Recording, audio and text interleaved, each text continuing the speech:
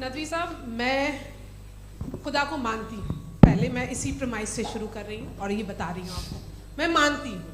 लेकिन कुछ सवाल हैं जो जावेद साहब ने उठाया, उसका जवाब आपको देना चाहिए।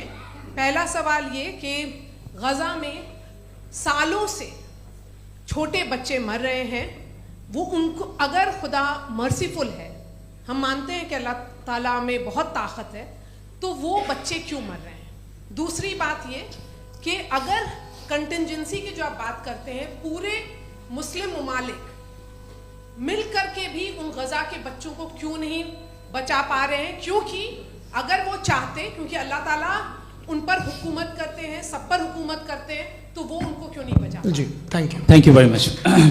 बहुत अच्छा किया आपने इस चीज़ को जिक्र कर दिया, मैं इसको और अच्छे से एक्सप्लेन करने की कोशिश करता हूँ।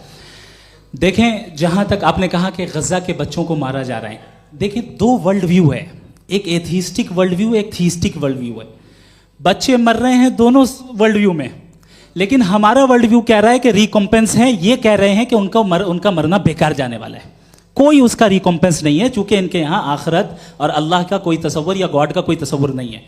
आपने ये सवाल किया कि गॉड मर्सीफुल है, क्यों नहीं रोकता। ये मैंने बताया कि ये मिसकंसेप्शन है लोगों के दरमियान कि गॉड को सिर्फ मर्सीफुल और ओमनीपोटेंट समझते हैं। गॉड के सिर्फ यही दो एट्रीब्यूट्स नहीं हैं, गॉड के कई सारे एट्रीब्यूट्स हैं, उनमें से अल हकीम भी है, उनमें से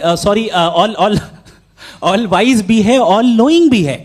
लिहाजा अगर इस दुनिया में किसी को तकलीफ आ रही है और गॉड उसको नहीं रोक रहा है, वो इसलिए नहीं रोक रहा है चूंकि इंसानों को फ्री विल दिया गया है। ठीक इसी तरीके से अगर एक डॉक्टर किसी छोटे बच्चे को इंजेक्शन लगा रहा है, उसे तकलीफ पहुंच रही है, उसके लिमिटेड पर्सपेक्टिव के एतबार से यह गलत हो रहा है और डॉक्टर बुरा है। लेकिन जब आप ब्रॉडर पिक्चर को देखेंगी, आपके और हमारे पास सिर्फ एक पिक्सल है, हमें इतना नजर आ रहा है कि गज़ा में कत्ल हो रहा है, लेकिन इसके पीछे कितना रिकॉम्पेंस उनको मिलने वाला है, पूरा पिक्चर गॉड के पास है।